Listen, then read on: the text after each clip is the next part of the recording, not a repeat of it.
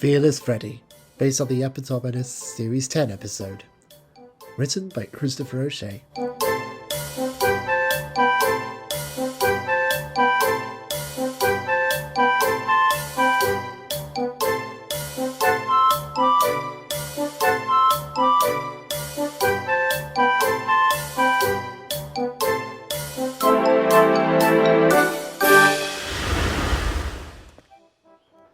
It was a very special day for the narrow gauge engines. A new engine was coming to their railway, to be brought back into working service. His name was Freddie. Thomas arrived at the works with a rusty, warped-looking engine. Despite his condition, he smiled broadly as he saw a little blue engine come up next to him. Freddie, is that you? Oh, this is incredible! I can't believe it's you! Freddie chuckled merrily. Yes, it's the one and only. I didn't know you were friends, said Thomas. True friends, confirmed Sir Handel. Why, we go back a long way. He was fun, fearless, and the fastest engine in the hills. We named him Fearless Freddie. Oh, yes, Freddie confirmed. We used to race all the time. I could still do it.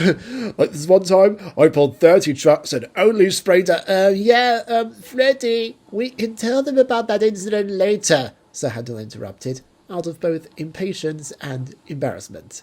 Now tell us, how did you get found? It's been so long. Sir Handel, said Aloe. He's just been uncovered. Show some respect. Oh, it's no problem, said Freddie. What's a workshop when it's quiet? Quite boring, let me tell you. And anyway, I've got a lot to talk about. And here's the story Freddie told. Freddie was good friends with Duke, and for a while it seemed that he would be the longest-lasting engine on the railway next to Duke himself. Sir Handel was named Fulton at the time, and when it came to him and Freddie, you would never see one without the other. It's a wonder why you're the express engine. You're way smaller than me, Freddie dared. Is it though, asked Fulton. After all, I am the fastest engine on this side of the island. Is that right? Freddie asked. I've seen you race, but let's see if it's truly your top speed. I'll race you down the mountain. You're on, Fulton cried out, already taking off down the line. Freddie was determined to win. Freddie huffed and puffed up the mountain. Fulton was right. He did in fact outrun Freddie going uphill. Fulton was at the top, ready to start the race. If I get to the bottom without you bumping my buffers, I've won, he wheezed. All right, Freddie, tooted Fulton. Ready, steady, go! Freddie raced along. Fulton tried to catch up with him, but the switches gave Freddie a head start. Then Freddie felt his brakes slip on.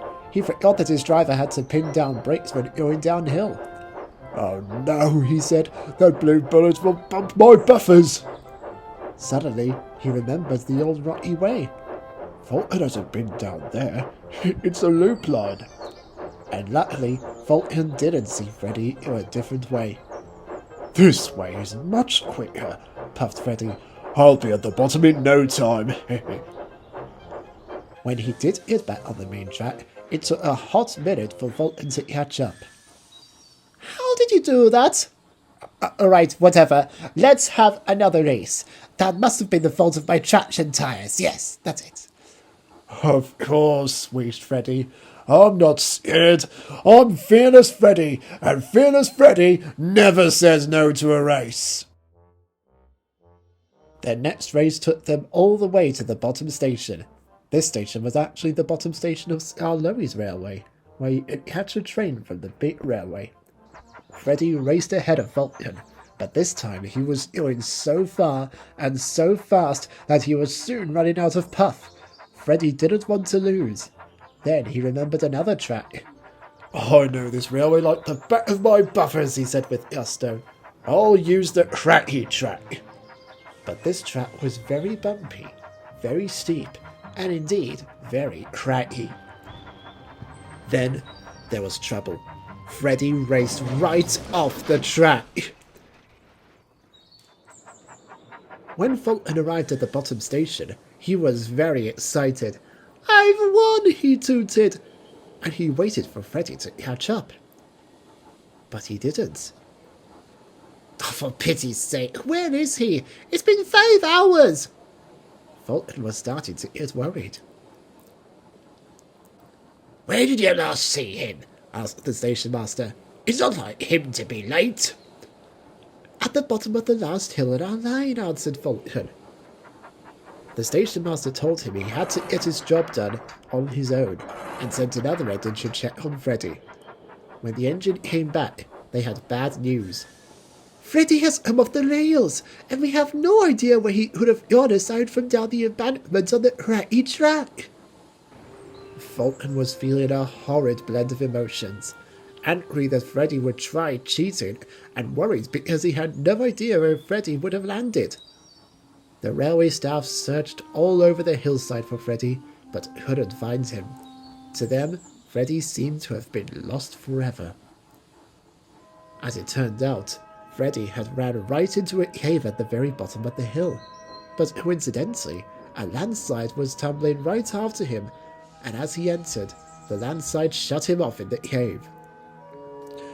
His driver and fireman had tumbled out of the cab, and who knows where they went after that. Whatever happened to them, Freddie was left in the cave to become cold, dripping wet, and rusty. No company at all was all he'd known, except his own imaginary friends. Sometimes hikers think they could hear him and his ramblings to himself in a hissing tone and echoing in the wind. Of course, many years later, someone thought it would be a wonderful idea to build a lodge on the hillside and to convert the nearby, seemingly unoccupied cave into a garage inside of the mountainside. So when the landscapers dug away at the soil, the last thing they expected to see was a rusty old engine, fast asleep.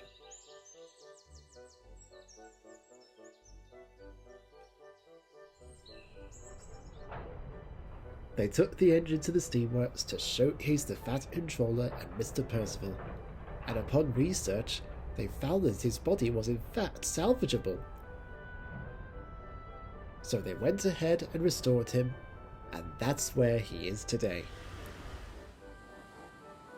"That was a wonderful story," said Scarlowy and Thomas in awe. "You may have cheated," Sir Handel added, "but oh, I can't stay cross at you. Good to see you're safe, my dear engine." Oh, yes. I am sorry, by the way. Happy Halfpenny told me that cheaters never win. Who? Oh, she's my imaginary friend. She's such a fun character. I met her in the cave. And as Freddie began telling tales of this imaginary friend, Sir Handel smiled. His friend was a silly old dear, and he wouldn't have him any other way. And as Freddie told them all about his adventures on the old railway, everyone, besides Sir Handel, was elated that fearless Freddie was back. In that episode of Thomas Rewritten, the story was written and narrated by Christopher O'Shea, and the script consultant was Evelyn Giles. The music was provided by Callie and Thomas Fan 2006 themes, Peppy and Dark Hearthshorn. The sound effects were created by GW Shunter and miscellaneous sources. This has been a steam-powered sideboard production. Characters are owned by Wilbert and Christopher Audrey, Britt Croft, David Mitten, Hit Entertainment, and Mattel.